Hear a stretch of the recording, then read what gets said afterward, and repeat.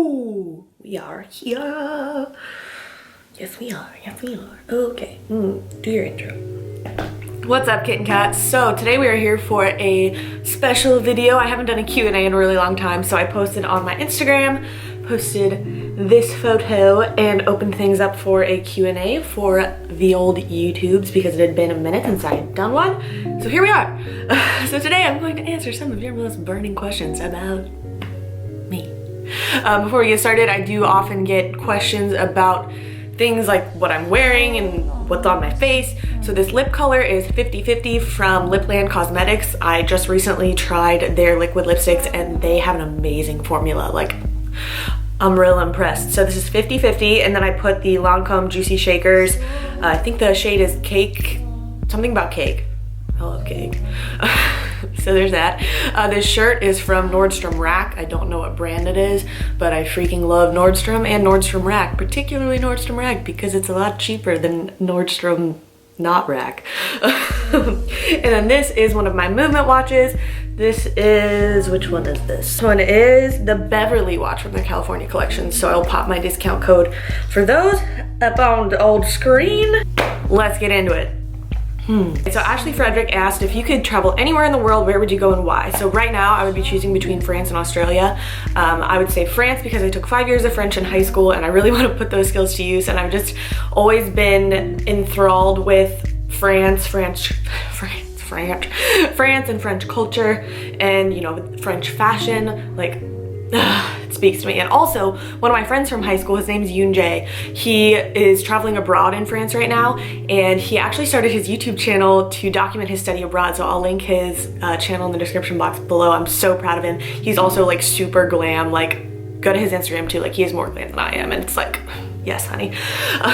But he is posting all of his vlogs from traveling abroad there, and it's just like making me want to go so bad. And then Australia, I've always had, that's another place where I've always had just like a passion to go and look and explore and stay, because they have really nice weather. They have tons of beaches, and like the native animals there are so cool. Like, I'm obsessed with quokkas. If you've never seen what a quokka is, they're like the happiest little animal on the planet. And it just seems like a really cool place. And also Robin and Ben just had their trip there, and I saw the photos and I was like, I wanna go. So those are the two places. Lauren Alyssa asked, what jobs have you had in the past, like before fitness came along? BTW, love you, and love you too.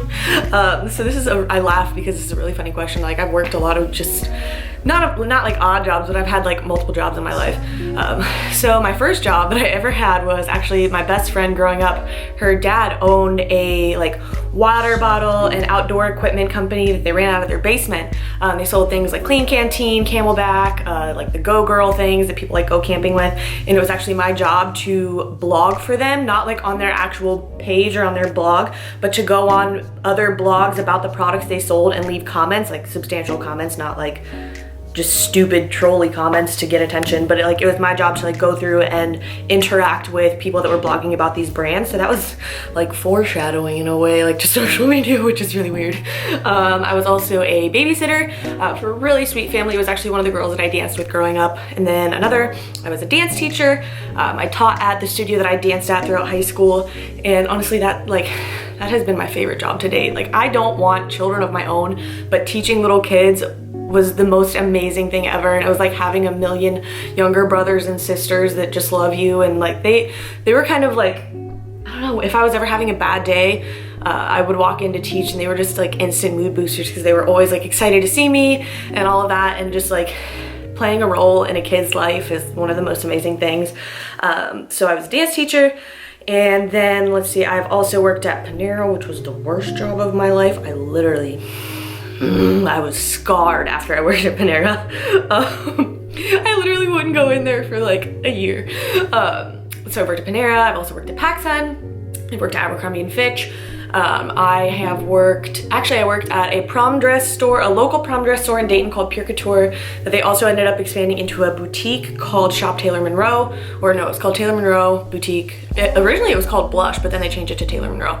And that was really cool because like since I was there while it was being started, and like they were just really cool people. They would let us kind of like play a role in the buying of apparel. Like we would choose what we would sell in the store, which is a really cool thing, especially as somebody that loves fashion. So those are some of the jobs that I've had. And then what's next? Another one that I'm gonna laugh at. Okay, so Katie Huet, I don't know if I'm butchering that. I'm really sorry if I am. It's Huete. She said, lately there seems to be a lot of drama between some YouTubers. Is it as awkward for you as it is for us viewers? And how do you handle staying out of it? I noticed that you never seem to have any conflict/drama around you. So first off, Katie, thank you for a very great and relevant question. And also thank you for noticing that I stay out of it, because I really do try to stay out of it. So is it awkward for me? I wouldn't necessarily say it's awkward for me. I just like, especially like I go on Twitter sometimes in particular, and it's like, is the sky falling? Like, what did I miss? And people are just going crazy. And so it's not awkward, it's just, I don't understand why it's a thing. Like, I get that in social media we involve our personal lives, but at least for me, I'm like, I'm here for, you know, fitness social media. Like, I thought we were here to lift and eat and talk about that and like motivate each other to do that. Not talk about petty, gossipy, drama stuff. That's just not why I use social media. So I genuinely just like head scratch, like, why are people like this? And so then how do I stay out? And I offer this to you guys. Like, I could go on for hours about this. Oh Lord. I want you guys to like take this and apply this to your own lives, whether it be like social media or like drama within your school or your friend group or whatever. For one, I know that because I am not personally involved in the situations that I see like unfolding in front of me, like, it's not my business. First and foremost, like, I don't care what somebody puts out there about their personal life. I don't care if somebody chooses to put something out there about their personal life, that still does not make it my business. Does that make sense? So it's not my business. I know that I don't know every single detail because it's not my business, because it's not a situation that I'm personally involved in. So like, I don't know every single detail. Like, I don't have the right to talk about it. Like, it's not my place. And even if I did know every detail, like, it's not my business. Oh man, like, three, like, seriously, I just know how hurtful that is. Like, from personal experience, like, I know how it is to have people, and in particular strangers, like, take bits and pieces of your personal life and twist them and manipulate them and make up lies about them. And like, you're already sitting there like trying to process a hurtful situation for yourself, and then to have other people on top of that, like making things up that just make the situation even worse. It sucks. It's painful. And like, no matter how much I like or dislike somebody, I would never want to inflict that pain upon anybody else, like by participating in that. So it's hurtful. This is like a very, very just, I don't know what the word would be, is like a technical reason I don't participate in it, is it's not good for my brand. Like, my social media presence is a huge part of my personal brand, and participating in drama and gossip and stuff on social media, like, it's not good for it. It's just not good for my brand, or like for future jobs. Like, if I want to go like work in a coaching environment one day, like, and this could apply to any job, like, I don't think any future employer is going to want to see somebody that just, and they check your social media, like, I promise you they do. They don't want to see somebody that's just sitting around being petty and negative all day and talking about other people's stuff. They want to see somebody that's like being productive and using their social platforms for good things. And just like with regards to my brand, going back to that, like, I don't want anyone to ever imagine my brand. I never want anybody to imagine my brand, M. Duncan, Team Empower, Emily Duncan Fitness LLC. I don't want anybody to ever associate any of those things with somebody that participates and feeds into drama and gossip and is a not nice person. Like, I don't want that. I don't want that. No, I don't want that at all, because that's not me. Like, I am my brand and that's not me. And kind of like going into that, number 5, like, I've been that way before. Like, I've been gossipy before, I've been subtweety before, I've been not nice before, and like, I don't like that for me as a person. Like, so I don't play into it, because I know it's a really easy trap to fall into. Like, ooh, what's the new hot thing? Like, it's really hard, it's a really hard temptation to fight, but like, it's toxic. And I totally believe in energy absorption, in the sense that I fully believe that whatever energy we put out into the world, we absorb a little bit of that back, just as soon as we put it out. So like, if I put out something negative, like, I'm automatically it's gonna be like a little horcrux living in me, like, in a weird way. Like, I'm gonna absorb some of that back. So like, I want to be a positive person, so I want to put out positive things, and I absorb some of that positivity back. And lastly, I just don't have time to be a part of it. Like, I have so much going on in my like 3-dimensional life, and like my 3-dimensional life group friends like Katie, Hayden, Chanel, like Emily, my housemate, like they don't have drama. So I'm like, I spend most of my time with them. I'm like, I don't know what's going on like on the internet. And 2, I'm in college. Like 3, I have a dog now. 4, I have laundry to fold. Like, or I would rather take a nap. Like, I just have a lot better things to do with my time, and I know you guys do too. So next time you're thinking about just like sitting and scrolling through people's like social media drama, like stop yourself, like literally stop yourself and ask like, what could I better use this time for? Because I promise you, when you start doing that, you will grow. You will grow and you will start doing better in your life.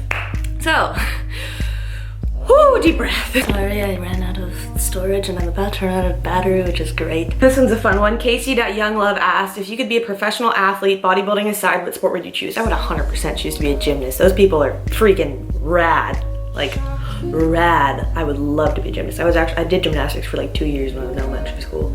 It was cool. Oh, I like this one. C_L_Tom asked, what do you think is the biggest misconception people have about you from only knowing you through social media? I think people probably feel that I am an extrovert, and that could not be farther from the truth. I'm actually quite introverted, and I like to spend the majority of my time in silence. Like, I like to observe situations. I like to just keep things more inward. I'm an internal processor, and yeah, I'm not as chatty as people probably, I don't know if people think I'm like super chatty, but I feel like I come across that way. And I have like my really chatty moments, but for the most part, I just, yeah, that's it. All right, so my battery did indeed die, and then I went and made food because I was hungry, took Luna outside, made her food. Anyway, we're back, that's what I'm saying. But the natural light is gone, so I have to use this heinously bright ring light. So, we're getting back into it. Okay, Megan Rudder asked, what is your best advice for getting over a plateau during a cut? So, sorry. So, the like knee-jerk reaction of most people is to push harder when you're plateauing, and sometimes you do need to push harder, but I find a lot of times, both with myself, with clients that I've worked with, and with other people that I've seen, what you actually need if you're plateauing really, really hard, you know, if you've been dieting hard for, you know, 2 months and like you're just not seeing any more progress, you actually need a diet break. Dieting is very hard on all of your body systems, particularly your central nervous system. And if your nervous system is stressed out, you're not gonna make any progress.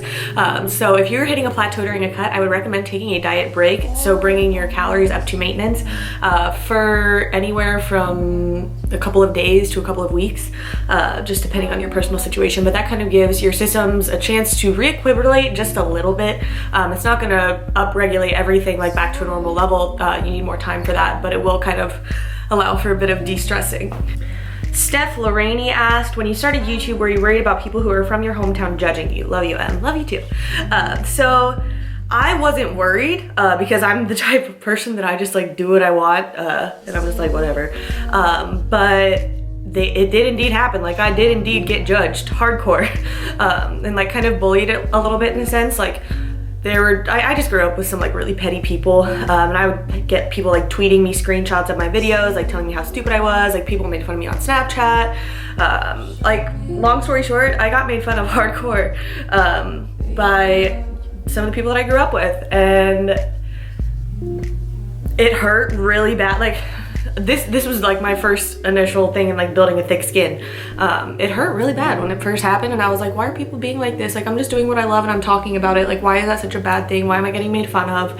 But I didn't let it stop me. So I guess what the encouragement that I want to provide to you guys is, don't fear judgment, because you will be judged anyway. I still get judged by people that I grew up with and strangers. Like, don't fear judgment, because you're gonna get judged anyway. And 2, like, don't let that stop you. Don't let fear of judgment or the judgment itself stop you from doing what you love and doing what you want to do. If you want to start a YouTube channel, like, go after it. Start a YouTube channel. If you spend your entire life afraid of what other people are going to say, or like how they're going to judge you for, you know, decisions you make or things you do, whatever, you're never going to be happy. So that's my little piece. Like, it sucked, but I had far more encouraging people in my life.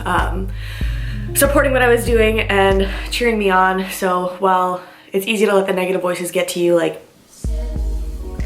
don't take a note from M Dunk. Like, you don't need that.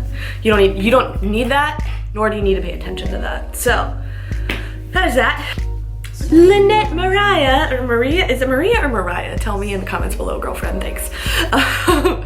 So she asked, what legacy do you hope to leave? Like, what would you want to be the most remembered thing about what you did on Earth?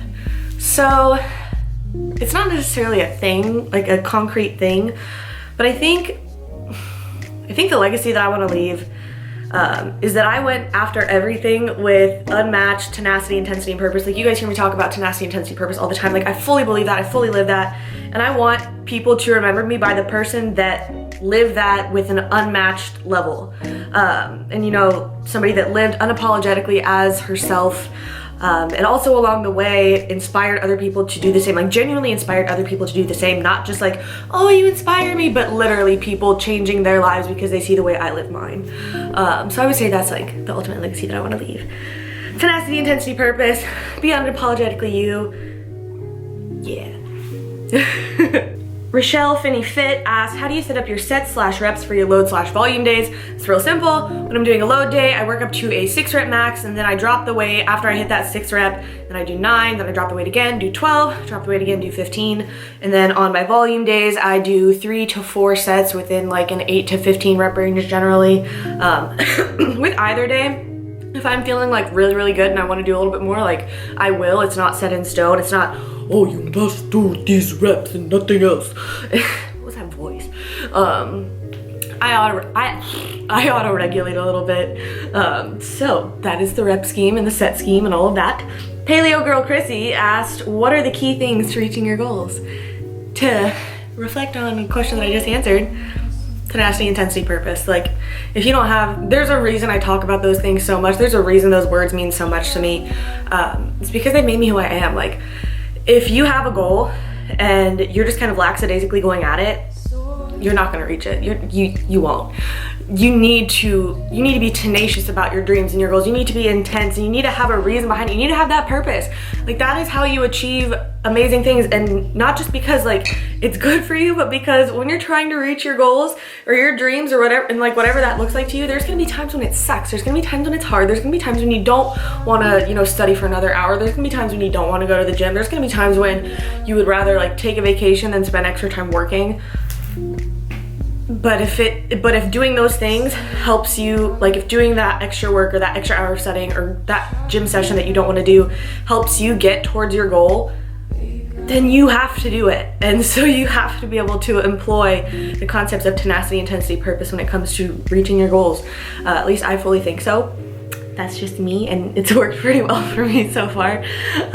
And it's definitely like worked as a reminder to me to like, hey dude, live up to your own motto. TL Dugas asked, if you had to choose, would you rather lose your knees or your elbows?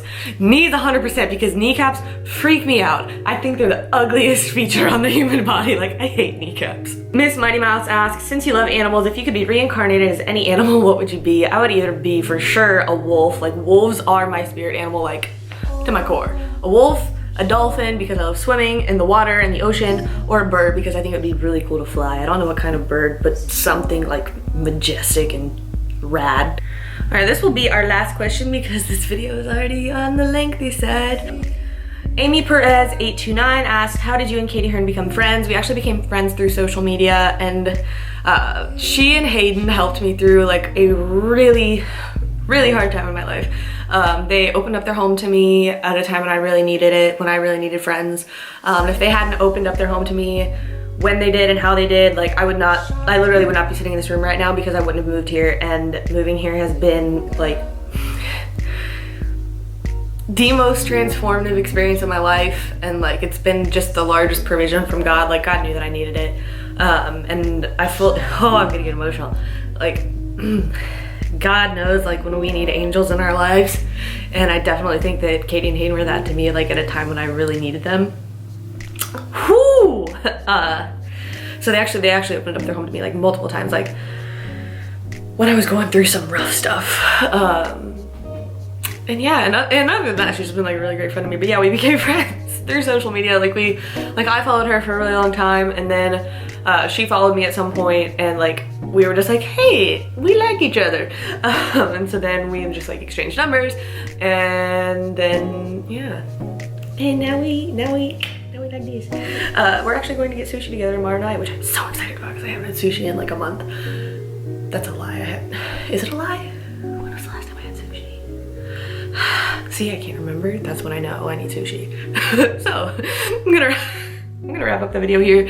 That has been it for this Q&A. If you guys like Q&As, let me know. I think they're fun. I think they're cool to do, especially like when I answer like some of the more like non-fitnessy questions, just because I do talk about fitness all the time. So that is it. I love you guys so much. Thanks for watching. If you enjoyed this video, please give it a thumbs up. Let me know something you liked from the video in the comments below, and I'll see you in the next video. All right, love you. Bye. Is that food on my face or is that a zit? God only knows. Just love me anyway.